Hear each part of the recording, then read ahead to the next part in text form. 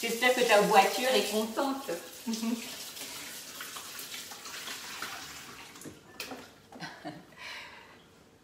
Salut Christiane, coucou Jocelyne, coucou Nicole, salut Guette. Voilà, je vais vous mettre de côté, parce que sinon je vais jamais arrêter de vous dire bonjour. Attention, je tombe, Marine, hop.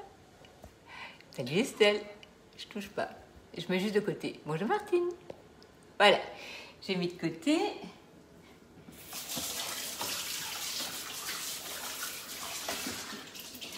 Alors, aujourd'hui, on va faire une recette de saison, une recette qui tient encore, qui donne chaud, mais qui est en plus vraiment une recette qui est super, donc à faire dans le grand rond. Alors déjà, bonjour à tout le monde, pour les gens que je ne connais pas, bienvenue.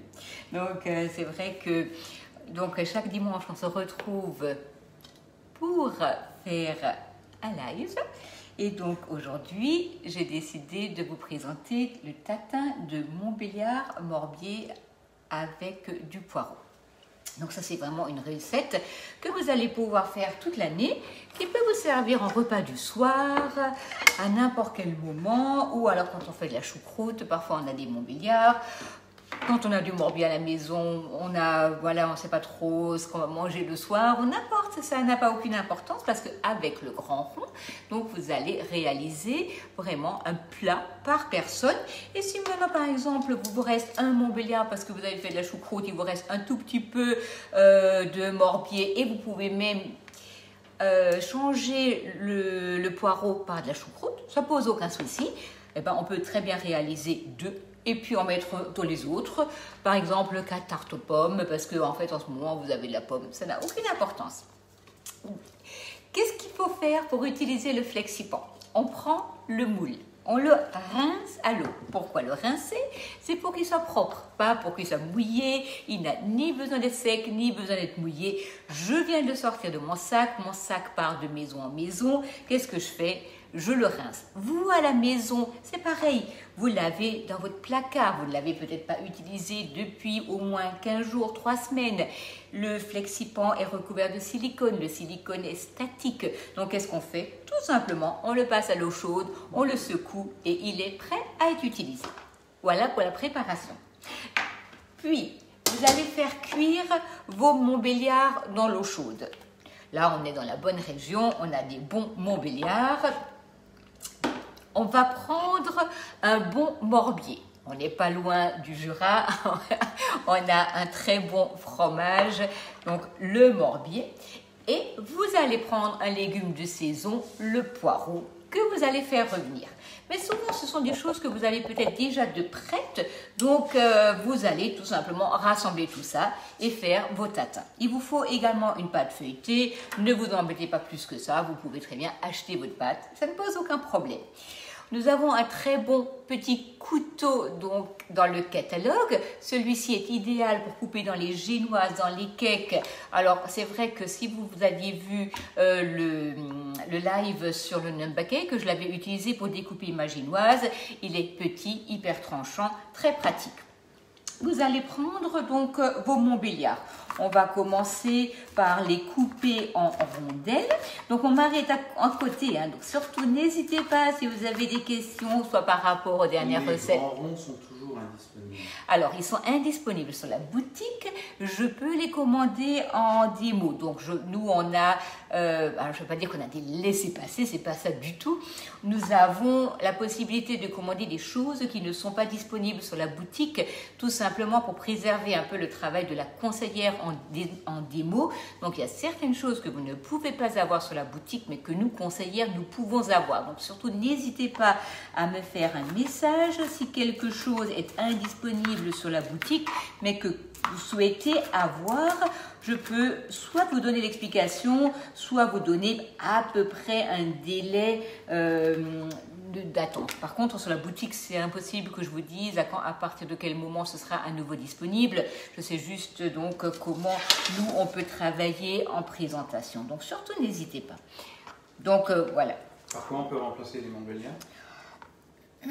Alors, Hier, mon mari me demandait, écoute, tu ne veux pas prendre des merguez à la place? Non, alors, on ne peut pas remplacer le Montbéliard par la merguez, ça c'était pour lui. Mais par contre, vous pouvez prendre la saucisse de Morteau, par exemple. Si vous êtes dans la région du Jura, on a aussi toutes les saucisses fumées. Alors là, je suis un peu embêtée. On peut aussi prendre, par exemple, une saucisse de dinde. Vous avez des saucisses de poulet qui sont fumées, qu'on peut très bien utiliser, qui remplacent en fait ce genre de saucisses. Ou alors des saucisses d'Emmental. Il y a voilà, une saucisse fumée que vous pourriez donc manger comme ça avec de la salade. En règle générale, ça pose aucun souci. À la limite, vous pouvez aussi prendre du jambon. Un jambon coupé en lanières et posé donc à l'intérieur. Mais voilà, il y a des saucisses de volaille qui sont très bien. Ceci dépend ce que vous cherchez ou dans quelle région vous êtes. Voilà, vous les cuits avant? Alors, ils sont cuits avant parce que sinon, ils seraient crus. Et donc, du coup, ce ne serait pas possible de les utiliser. Oui, Marina? Combien de temps tu les cuis? Alors, cela dépend de la saucisse. Le temps de cuisson d'un Montbéliard est d'environ un quart d'heure. Voilà. Voilà. Donc, on va découper la saucisse que nous... Dio fumé. Ouais, pourquoi pas. De quoi? Les Dio. Les Dio, c'est quoi ça? Savoie. Ah ok, merci pour la Savoie, je ne connais pas. Bon, alors ça va être une raison pour laquelle nous allons retourner très vite en Savoie goûter cette saucisse. Tu connais toi la saucisse de Dio? Ok, bon, mon mari connaît, tout va bien. Voilà. Donc on va, alors là j'étais un peu généreuse dans mes tranches de Montbéliard, mais comme je vais cuire une choucroute, j'ai cuit un peu plus de Montbéliard, ça pose aucun problème. On a ce qu'il faut. De toute manière, on met ce qu'on a, ça n'a aucune importance. Hein. Moi, je suis toujours un peu Madame Plus Plus. D'où viennent les Montbéliards? Alors, les Montbéliards, nous les avons pris donc chez la boucherie du Quaterback à Sausheim. Très bonne adresse au cas où. Voilà. Alors. On a dû changer un peu nos habitudes parce qu'on a déménagé il y a quelques temps de ça. Mais c'est vrai que ça, c'est vraiment une adresse que je ne peux que vous conseiller. Ça y est, mon mari me perturbe, donc j'ai d'abord mis... Mais en fait, ça n'a pas d'importance. On va mettre le morbier. Nous allons rajouter ça sur la saucisse, ou soit d'abord le poireau. En fin de compte, ça n'a vraiment pas d'importance. Et comme je vous disais, voilà, vous pouvez les faire de manière généreuse ou moins généreuse. À vous de voir comment vous aimez. Donc là, moi j'aime beaucoup le fromage. Beaucoup de personnes pourront témoigner. Chez nous, il y a toujours du fromage dans le frigo. Ça, c'est quelque chose qui ne manque pas. D'ailleurs, mes enfants pourraient vous le dire. Quand ils étaient petits, ils disaient toujours « Maman, c'est pas possible. Il n'y a jamais rien dans le frigo, mais il y a toujours du fromage. » Voilà, cherchez l'erreur. Est-ce qu'on peut mettre de la viande à la place de la saucisse? Alors, on pourrait mettre une viande fumée, bien entendu. Une viande fumée, genre la palette, des restes de palette, ce genre de choses, sans aucun problème, bien entendu. Sans aucun souci. Jambon, palette. On va rajouter généreusement le poireau. Le poireau qui pourrait être la choucroute, hein, surtout n'hésitez pas si vous avez des restes de choucroute. Voilà, de l'endive, sans aucun problème. Et un peu ce que vous aimez. Hein. Et surtout des légumes de saison. On va travailler avec des légumes de saison. Le poireau, c'est ce qu'on a maintenant souvent à la maison en hiver pour en faire une soupe, pour faire un petit, voilà, du poireau vinaigrette. C'est vraiment un très bon légume de saison. Donc on utilise, voilà, je vous dis un peu comment moi je fonctionne, mais c'est vrai, prenez vraiment les légumes de saison, c'est là où ils ont le plus de saveur et où ils sont le moins chers. Poireau cuit, bien entendu, parce que sinon, ce serait beaucoup trop dur, hein, ce serait vraiment pas bon. Voilà. Heureusement que j'ai mon mari à côté de moi pour me donner vos questions, parce que, en fait, moi, je suis impossible il me met dans l'impossibilité de travailler et de regarder vos commentaires, parce que sinon, je ne travaille plus du tout. Donc, nous avons ici, dans notre grand rond, le Montbéliard, le fromage, le poireau. Et maintenant, on va terminer par une pâte Et avec ça, nous allons accompagner une bonne salade que j'ai mise sous vide il y a 3 jours. Donc ça, c'est pareil. Vous préparez votre salade, vous préparez ça un peu en avance. On va mettre un peu le batch cooking donc en avant. Tout ce que vous préparez en avance, vous n'avez plus à le faire le jour même. Donc là, il vous reste des Montbéliards, il vous reste du poireau. Surtout, n'hésitez pas à utiliser ce que vous avez à la maison, à le préparer, à le mettre sous vide et à vous dire, voilà, aujourd'hui... Des pommes de terre. Alors oui, on peut mettre la pomme de terre, ce ne sera que plus gourmand. Donc ça vraiment, j'ai envie de dire, mais vous pouvez mélanger poireaux et pommes de terre. Donc vous avez préparé un légume, poireaux, pommes de terre, donc pour accompagner une viande. Vous pouvez sans aucun souci utiliser vos restes et en faire le tatin de Montbéliard sans aucun problème. Hein. Voilà. Donc, vous avez ici les tatins qui sont terminés. On va les mettre au four pour environ 25 minutes à 180 degrés. Mais les restes de pâte que vous avez là, surtout ne les jetez pas. Vous pouvez sans aucun problème faire quelques petits chaussons aux pommes. Maintenant, c'est la saison de la pomme, on a de la noix.